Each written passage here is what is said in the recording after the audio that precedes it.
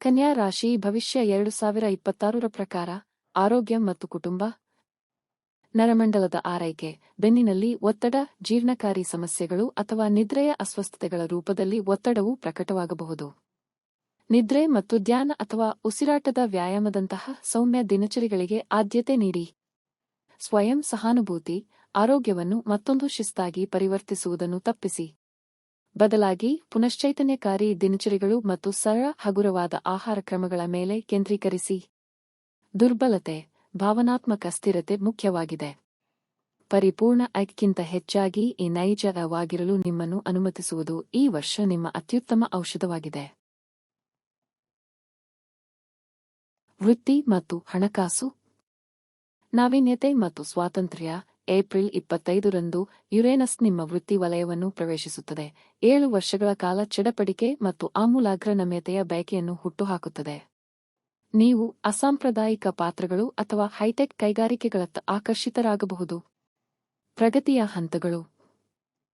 ಜನವರಿ ಮೇ, ಬಡ್ತಿ ಮತ್ತು ಸಾರ್ವಜನಿಕ ಮನ್ನಣೆಯ ಸಾಧ್ಯತೆಯೊಂದಿಗೆ ಬಲವಾದ ಆವೇಗ.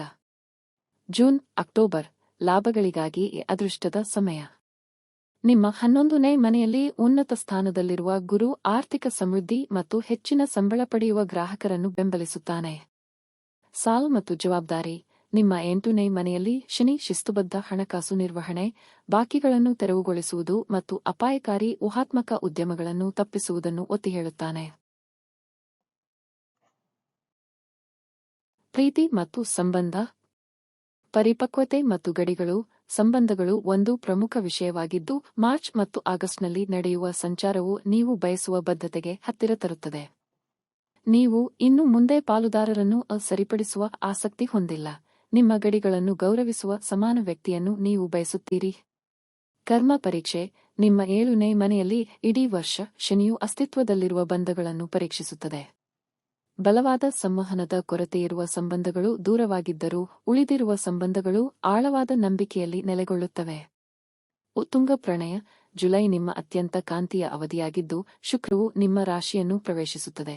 ಇದು ನಿಮ್ಮನ್ನು ಆತ್ಮವಿಶ್ವಾಸ ಮತ್ತು ನಿಮ್ಮ ಅಗತ್ಯಗಳನ್ನು ವ್ಯಕ್ತಪಡಿಸಲು ಸಿದ್ಧವಾಗಿಸುತ್ತದೆ. ಗಮನಿಸಬೇಕಾದ ಪ್ರಮುಖ ದಿನಾಂಕಗಳು.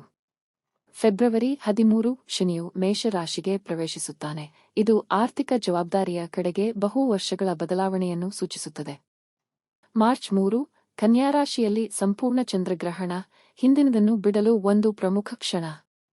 ಏಪ್ರಿಲ್ 25, ಯುರೇನಸ್ ಮಿಥುನ ರಾಶಿಗೆ ಪ್ರವೇಶಿಸುತ್ತದೆ.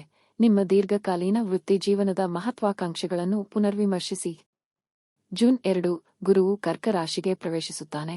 ನಿಮ್ಮ ಸಾಮಾಜಿಕ ವಲಯವನ್ನು ವಿಸ್ತರಿಸುತ್ತಾನೆ ಮತ್ತು ಅಕ್ಟೋಬರ್ವರೆಗೆ ವೃತ್ತಿಪರ ಲಾಭಗಳನ್ನು ತರುತ್ತಾನೆ.